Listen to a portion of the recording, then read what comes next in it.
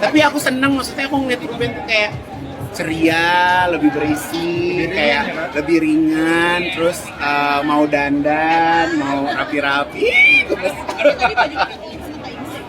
Usahanya itu kan, usahanya Shaw. Iya, benar. Kalau aku usahanya ya cari suami lah. Melihat perubahan dari sosok Ruben ya, kayak semenjak deket sama Teh Desi sekarang katanya segeran, mungkin karena kecocokan mereka kah, atau mungkin sekarang dapat temen ngobrol yang pas kah, atau seperti apa Mas? Ya betul, kalau itu ada, makanya tadi saya bilang vibes-nya itu positif, ketemu dengan orang yang sama. Tapi nggak ujuk-ujuk terus ketemu sama, nyambung terus dijodohin seperti itu gitu loh. Itu kan nggak begitu juga. Mungkin netizen melihat bahwa Ruben selama ini sudah waktu berpisah, terus kena sakit yang juga lumayan, ya apa ya, nggak bisa dibilang penyakit ringan. Terus kehidupannya yang juga sering sepi, walaupun masih sering ketemu dengan anak-anaknya, tapi kita tahu bahwa ya perpisahan ini berbeda dengan anak-anaknya. Mungkin saat ketemu dengan Desi ini terus ketemu seseorang yang bisa ngobrol bersama seperti itu. Dan ya saya bilang masih terlalu awal. Tapi kalau ditanya apakah akan berjodoh, kemungkinan itu selalu ada. Apakah pantas atau cocok? Ya kalau udah usia seperti ini ya pantas-pantas saja. Yang penting mereka bisa saling menerima. Ciri kamu dan pasangan cocok secara jiwa. Yang pertama, merasa bertemu dengan dirimu sendiri di raga yang berbeda. Karena pasangan yang cocok secara jiwa itu ibaratkan satu jiwa yang dibelah menjadi dua di raga yang berbeda. Yang kedua, merasa lebih hidup ketika bersama. Jadi misalnya kamu ketemu sama dia itu ngerasa lebih hidup, ngerasa lebih seru, ngerasa lebih happy bawaannya. Yang ketiga, memiliki banyak kesamaan yang tidak disengaja. Misalnya kalian kebiasaannya, kemudian hobinya, ataupun hal-hal yang tidak disukai itu kok mirip-mirip, bahkan cenderung sama. Kalau kamu juga mengalami hal itu, kamu bisa share di komentar. Kalaupun memang pada akhirnya mereka akan mungkin menjalin hubungan asmara dulu ya, nggak langsung menikah. Menurut prediksi Mas Dian sendiri, berapa lama sih waktu yang dibutuhkan? Apalagi mereka berdua udah sama-sama terbilang udah matang ya, udah dewasa gitu. Kalau saya kira sih paling nggak setahun ini dibutuhkan untuk mereka saling mendekati, saling mengerti. Nggak gampang. Untuk apalagi Desi Ratnasari juga sudah sekian tahun menjanda. Band ini baru dan kebutuhan mereka juga kita kan belum tahu apa di antara mereka yang butuh untuk didapatkan. Dan nggak hanya dengan saling mendengarkan saja terus kemudian mereka berjodoh. Masih ada keluarga Desi Ratnasari, masih ada keluarga Ruben, masih ada anak-anak mereka yang mungkin harus berjumpa dan saling mengenal. Jadi kalau kita bilang, ya kita doakan saja yang terbaik. Siapa tahu ini satu hal yang akan membawa mereka bersama, tapi ya jangan kita terus selalu berharap. Kriteria saya tentu sholat. Kemudian kriteria yang lain adalah tidak minum alkohol. Lalu ada satu hal yang disebutkan oleh Ruben. Karena itu, saya nih udah sampai pada taraf umur saya 48 tahun. Berpikirnya adalah kamu pacaran, betul. Yang dipikirkan kalau ada yang mau datang, sok tinggal bikin ngelamar aja. Makanya saya nggak mau nantang. Saya kan bilang selalu terbuka dengan siapapun yang suka dengan saya. Karena konsepnya saya tidak menjalin hubungan dengan siapapun. Jadi saya cuma bisa doa, ya Allah ini ada A, B, C, D, mangga silakan ya Allah, yang mana yang terbaik, dia akan didekatkan. Gitu. Ku masih merindu, na kesel. Halo cantik, Stella Tamaka. Akunnya di private, kamu kan bodong. Ku masih merindu, kesel kan? Dia kan dia makanya. Yoel, Jailah, yang bapaknya rampok. Nggak boleh marah sayang, nggak boleh marah. Ada.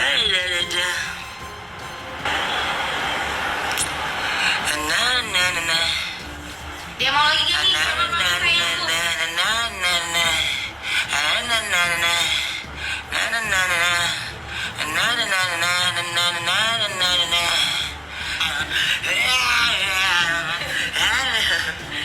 apakah dia yang sedang bersama kamu sekarang adalah jodoh kamu? 5 indikator yang bisa mengatakan bahwa dia adalah jodoh kamu. Yang pertama, kalian sangat apa adanya, karena kunci utama dari hubungan adalah penerimaan. Jadi kita harus menerima pasangan kita terlebih dahulu sebelum berusaha untuk mengubah dia menjadi lebih baik atau menjadi yang lain atau apapun itu. Yang kedua, kalian saling punya rasa aman, yang mana ini mengindikasikan ada trust yang besar banget di antara kalian berdua.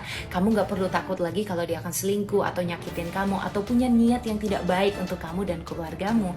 Dan kamu juga percaya bahwa dia akan melindungi kamu, akan membela kamu di depan keluarganya, teman-temannya, siapapun itu. Yang ketiga, kalian merasa banyak jalan yang terbuka. Jalan yang terbuka ini bisa aja restu orang tua, dari sahabat-sahabat dan orang yang sangat mengenal kalian. Mereka sangat support banget untuk kamu sama dia. Jalan yang terbuka ini juga bisa bentuknya adalah rezeki, dimana setelah kamu sama dia bersatu, itu kayak banyak banget rezeki, penawaran-penawaran baru yang datang ke hidup kalian. Penjelasan paling logis mengenai rezeki yang dibukakan ini mungkin kita lanjut ke poin 4 kali ya, yaitu kita menjadi pribadi yang lebih baik dan lebih bahagia. Karena kalau kita jadi pribadi yang lebih positif, lebih banyak positifnya daripada negatifnya, otak kita jadi lebih banyak kreativitas, produktivitas, semakin mudah untuk melihat peluang dan juga semakin tersupport untuk mencoba hal-hal baru.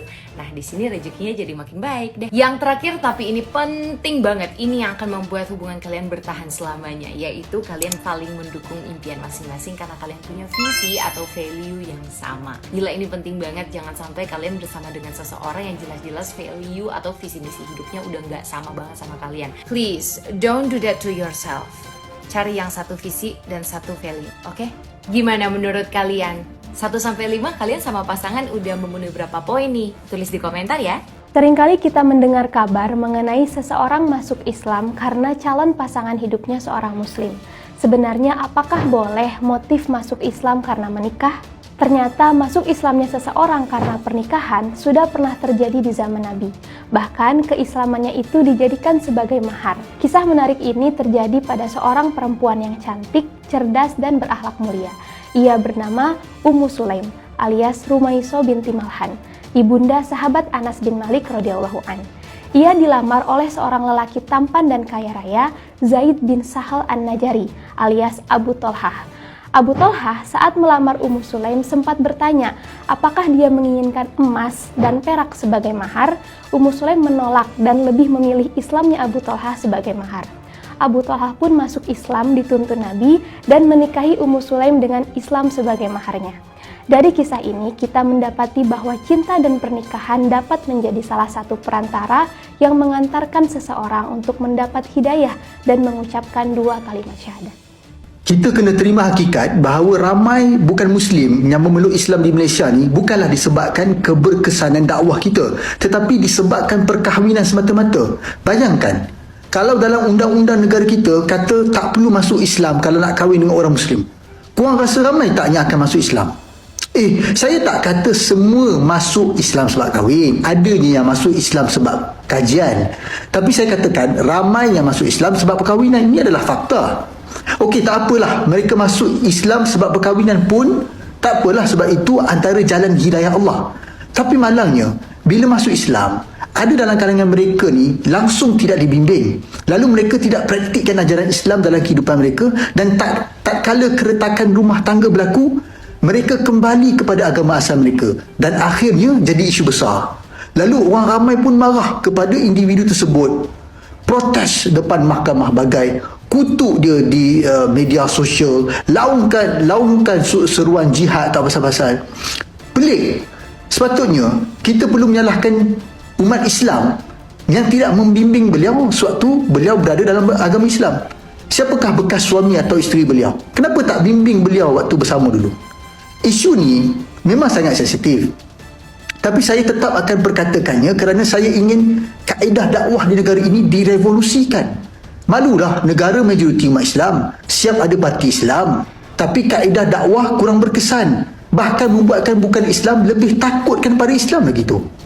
Apapun, anda ada 2 cara untuk berhadapan dengan kritikan saya ni. Pertama, melihat saya cuba memburukkan Islam, atau kedua, tengok di ruangan komen, baca komen-komen mereka yang mesti ramai yang salah faham terhadap Islam, ambil komen-komen tersebut dan bincangkan untuk perkemaskini jawapan dan susun strategi baru untuk dakwah mereka. Anda lebih tahu untuk menilainya. kongsikan video ini dan kasih follow.